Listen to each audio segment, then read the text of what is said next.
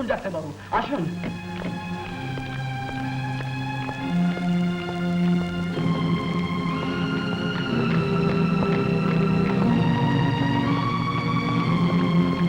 আসুন আসুন।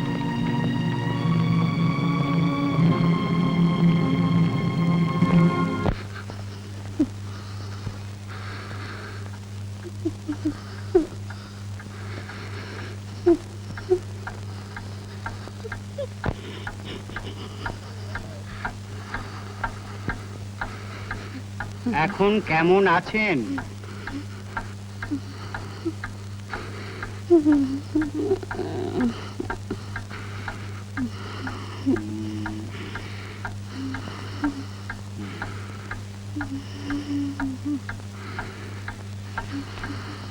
ডক্টর ঘোষ, একবার বাইরে আসুন।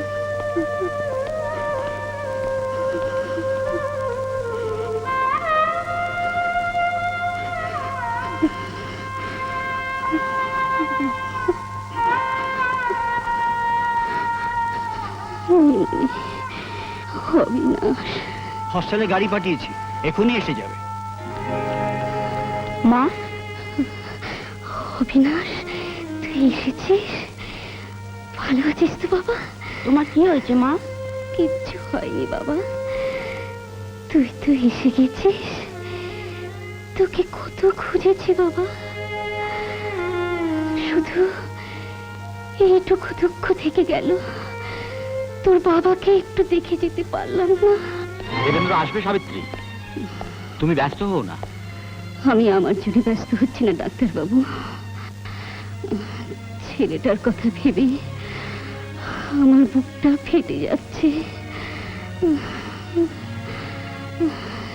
নীলমণি, ছোটবেলা থেকে তুমি এ বাড়িতে আছো, তোমায় আমি আমার আপন ভাই ছাড়া আর কিছুই ভাবিনি।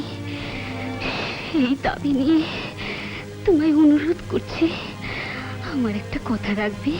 বলুন। তোমাদের বাবুকে তো তুমি জানো,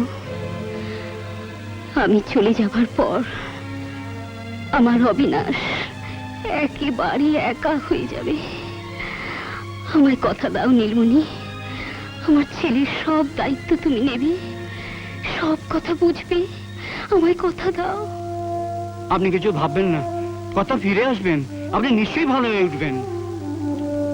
ওনার আসার সময় অনেক দেরি হয়ে যাবে নীলমণি, সেই জন্যই তো তোমায় যা বলার সব বললাম।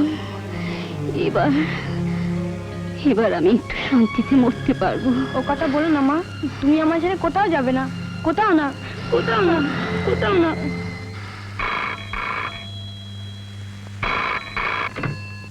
হ্যালো, কে সাহেব? জাপান থেকে বলছেন? হ্যাঁ ডাক্তারবাবু আছেন, হ্যাঁ আমি ডেকে দিচ্ছি। হ্যালো, কে দেবেন্দ্র? আমি ডাক্তার ঘোষ বলছি। ডাক্তার, সাবিত্রী কেমন আছে? কাল থেকে ওর অবস্থা আরো খারাপ।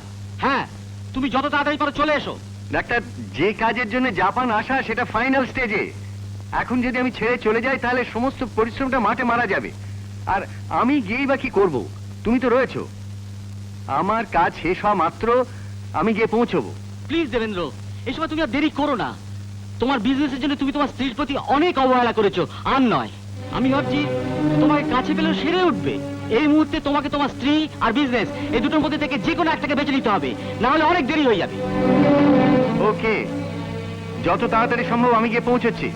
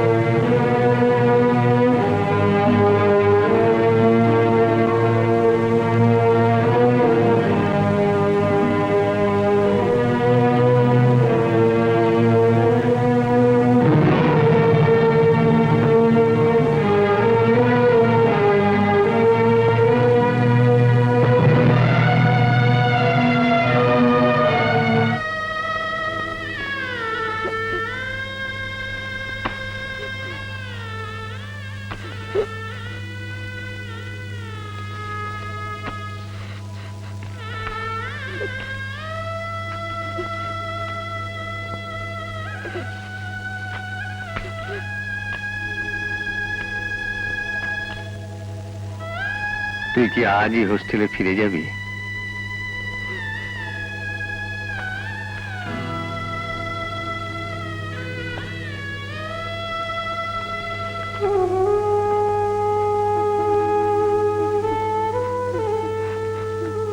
তুমি খাবে না ওটা।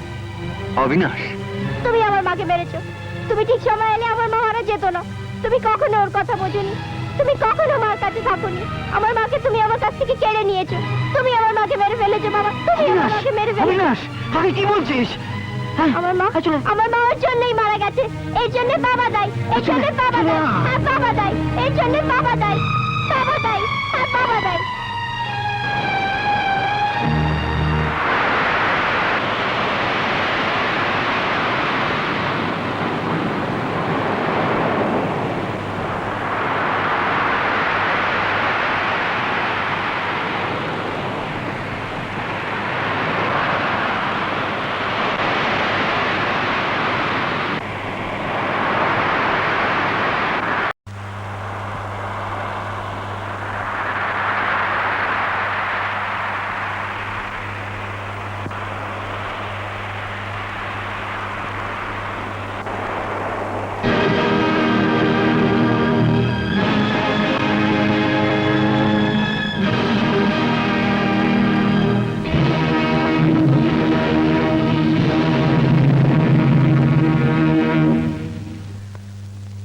বুঝলে নীলমণি, ওকে, অবিনাশের জন্য আমার সমস্ত ব্যবস্থা ঠিক করাই আছে।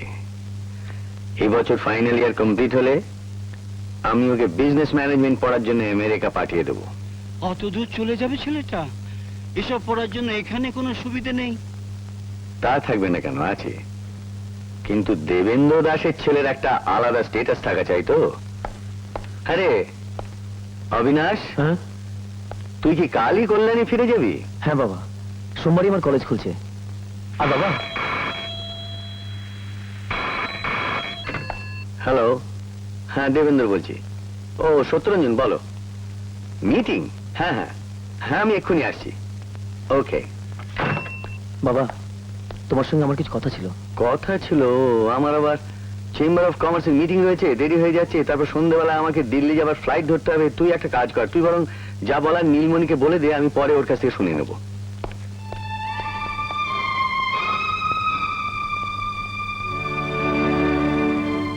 হ্যাঁ রে, বাবাকে কি বলার ছিল? না কিছু নয় মামা, বাবা হয়ে ছেলের কথা শোনার যার সময় নেই, আমার কথা তোমার মাধ্যমে শোনানোর তার কোনো দরকার নেই মামা। ছি বাবা, তোমার বাবা হচ্ছেন ব্যস্ত মানুষ, তারও অভিমান করতে নেই। অভিমান? 1 মাস হলো গরমের ছুটিতে আমি এসেছি, কিন্তু তার সঙ্গে দেখা হয়েছে মাত্র 2 বার। এই দেখো, দেখো না, মাসের পর মাস আমি চিঠি লিখেছি, পড়া তো দূরের কথা, একবার খুলেও দেখেনি। মা মারা যাবার পর থেকে এবারই আমার কাছে বাড়ি নেই মামা। উনি ভুলে গেছেন আমি ওর একমাত্র ছেলে। পাগল ছেলে, তুই মিছিমিছি ওকে দোষ দিচ্ছিস। উনি যদি তোকে ভুলে গিয়ে থাকেন, তাহলে তোকে কেন আমেরিকা পাঠাবার ব্যবস্থা করছেন? আমেরিকা কেন পাঠাতে চাইছে জানো? ছেলের প্রতি স্নেহের জন্য নয়, নিজের বড় লোকে দেখানোর জন্য। ওসব কথা এখন থাক বাবা। আচ্ছা, আমি ড্রাইভারকে বলে দিচ্ছি, কাল তোমার জন্য গাড়ি তৈরি থাকবে। থাক মামা, এসব বড় লোকে আমার ভালো লাগছে না, আমি বাসে যাব। বাস কখন ছাড়বে? 5 মিনিট পরে। সিট খালি আছে? হ্যাঁ আছে।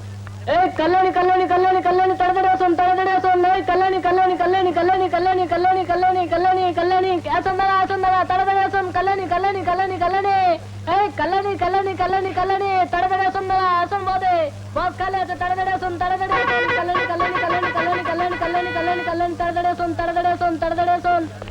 টাইম হয়ে গেছে, বাস ছাড়ে এবার। হ্যাঁ, আবার ছাড়বে। এই বাস আবার ছাড়বে, তাড়াতাড়ি আসুন, তাড়াতাড়ি আসুন। কল্যাণী কল্যাণী কল্যাণী কল্যাণী কল্যাণী। দেখুন, এই সিটটা আমি বসেছিলাম, শুনছেন? এটা আমার জায়গা। আপনার নাম কি? নাম? কেন? খুঁজে দেখবো সিটের পেছনে আপনার নামটা লেখা আছে কিনা। কি আশ্চর্য, বললাম না এটা আমার সিট। যদি এটা আপনার সিট তাহলে একটা রুমাল ফেলে রেখে যেতে পারতেন।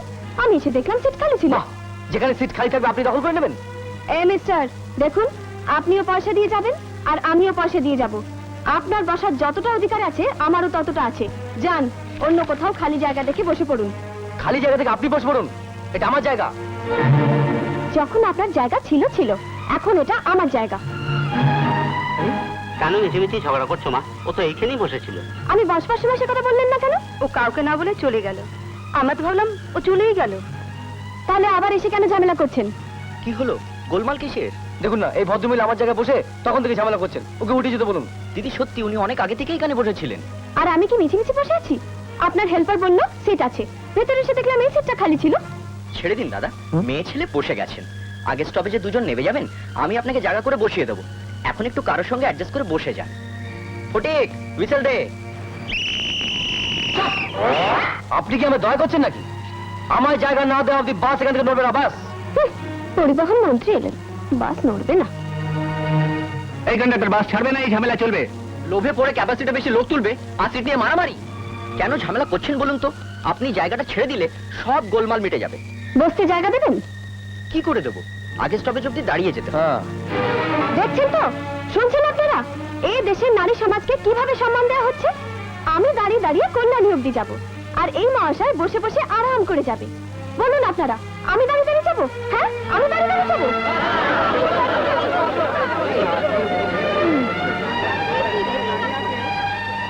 কি বলছেন আপনারা? তার মানে আমি দাঁড়িয়ে দাঁড়িয়ে যাবো? চেহারাটা তো বেশ, একদিন দাঁড়িয়ে গেলে পায়ে কি বাদ ধরবে? চলো এবার গাড়ি ছাড়ো।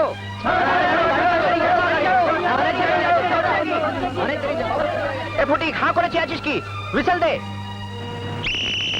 আরে গাড়ি ছাড়ো।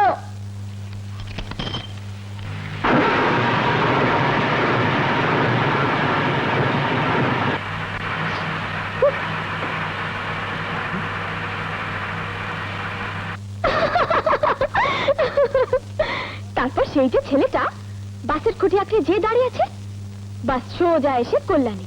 পরের স্টপেজের লোক নামলো, জায়গা খালি হলো, কন্ডাক্টর এসে বসতে বললো। বুঝলে বৌদি, সেই ছেলেটার এত জেদ যে আর কিছুতেই বসলো না। আচ্ছা, তুই কি মেয়ে বলতো? বন্ধুর দাদার বিয়েতে গেলি, কোথায় ভালো মেয়ে হয়ে ফিরবি, তারা রাস্তা একটা কাণ্ড করে বসলি। উফ, যদি একটা কিছু হয়ে যেত। শুন, তুই একটা মেয়ে, কোথায় লক্ষ্মী হয়ে থাকবি, আস্তে আস্তে কথা বলবি, আস্তে আস্তে হাঁটবি। তোর সেসব কিছুই নেই। থাক থাক, রেখে দাও। আজকালকার ছেলেদের তুমি জানো না, ওরা আস্তে হাঁটা আস্তে কথা দেখলে না এই দুনিয়ায় থাকতে দেবে না। ওরা যখন গোপেতা দেবে তখন তোমাকেই কোমরে আঁচল বাঁধতে হবে। কারেক্ট। এই গোপে তা দেওয়ার কোমরের আঁচল বাঁধা থেকে না, আমার নাটকের জন্য গরম গরম সিচুয়েশন পেয়ে যাবো। আরে রাখো তোমার সিচুয়েশন। হ্যাঁ? তুমি দিন রাত খালি নাটকের সিচুয়েশন খুঁজতে থাকো, আর এদিকে বাড়ির সিচুয়েশন লাটে উঠুক। লাডু উঠবে কেন? আরে বাড়ির সিচুয়েশন ইজ নাটকের সিচুয়েশন। মহান নাট্যকার টগর, হ্যাঁ, শেক্সপিয়ার কি বলেছেন জানো? শেক্সপিয়ার বলেছেন এই পৃথিবীটা একটা রঙ্গমঞ্চ, আর আমরা সকলে অভিনেতা আর অভিনেত্রী, বুঝলে? হ্যাঁ। তোমাদের ভাই বোন দুজনকে না সামলানো দেয়। বোনটা যেখানেই যাবে সেখানে কি নাটক বাজিয়ে বসবে, আর ভাই একটার পর একটা চাকরি ছেড়ে বাড়িতে বসে বসে নাটক লিখে যাচ্ছেন। আমি কেবল খেটে মরি। না না না, হবে না হবে না, তোমার বেশি দিন খাটতে হবে না। এই যে নাটকটা লিখছে না, এটা মানে সুপার হিট। প্রত্যেকটা পাতায় সিচুয়েশনে ভর্তি। থিয়েটারের লোক থেকে শুরু করে পাবলিশার পর্যন্ত লাইন লাগিয়ে দেবে। আর পয়সা কি চাই বলো? গয়না, টিভি, আমার ফ্রিজ। দরকার নেই, কিচ্ছু চাই না। না না, একটা তো কিছু চাইবে। কিচ্ছু চাই না আমার। আমি শুধু চাই তুমি একটু বাড়ির দিকে নজর দাও। আমার দিকে না তাকিয়ে নিজের বোনটার কথা ভাবো। বাপ মা নেই বুঝলে, যে নাকে তেল দিয়ে ঘুমাবে। ওর সম্বন্ধে আমি কি ভাববো বলো তো? ওর কথাও তো নিজেই ভাবছে। আচ্ছা ঠিক আছে, তুমি যখন বলছো আমি এখন থেকে ভাবনা শুরু করছি। এই এই, তোর কলেজ কবে খুলছে রে? কাল থেকে। এই দেখেছো দেখেছো, ওর কলেজ কাল থেকে খুলছে।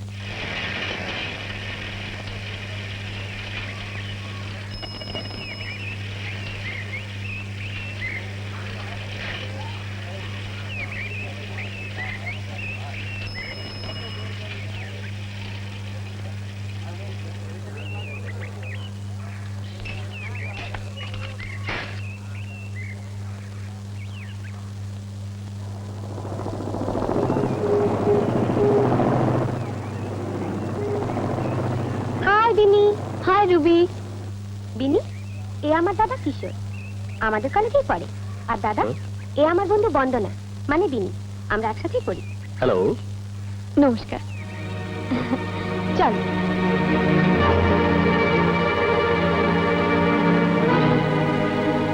কি গুরু, হাঁ করে কি দেখছো? হ্যাঁ, চিড়িয়া নতুন মনে হচ্ছে।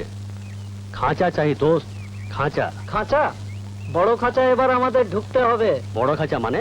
ফাটক, সেদিন যে ছোড়াটাকে আমরা মেরামত করেছিলাম, সে থানায় রিপোর্ট করেছে গুরু। কি রিপোর্ট করিস শুনি? আর এমনি তো 50টা কেস আমার নামে ঝুলছে। কল্যাণীতে এমন কোনো খাঁচা তৈরি হয়নি যা কিশোর চৌধুরীকে ধরে রাখতে পারবে, বুঝলি? চল চল, ক্লাসে চল। বিনি, এই বিনি, হাই মনীষা। হাই। কাল একটা দারুণ মজার ঘটনা ঘটেছে। আমি যখন ফিরছিলাম তখন বাসে কোনো জায়গা ছিল না। একজন উঠে গেছিল, আমি সেখানে বসে। কে জানে ছুটিতে কোথায় গেছিলি? কোথায় যাব? সে নদীর ধার আর বাড়ির কোন? এসে আমাকে উঠিয়েছে আগে। আমি পুরো পাবলিক সাপোর্ট নিয়ে বসে পড়লাম, আর ও পুরো দাঁড়িয়ে দাঁড়িয়ে এলো। আরে, এই মেয়েটা আমাদের কলেজে পড়ে?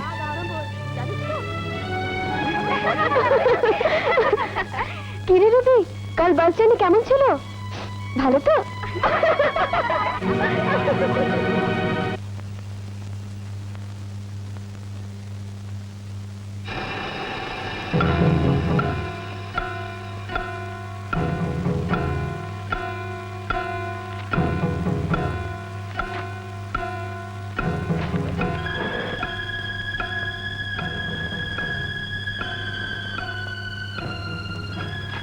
Ancient history of India. আচ্ছা।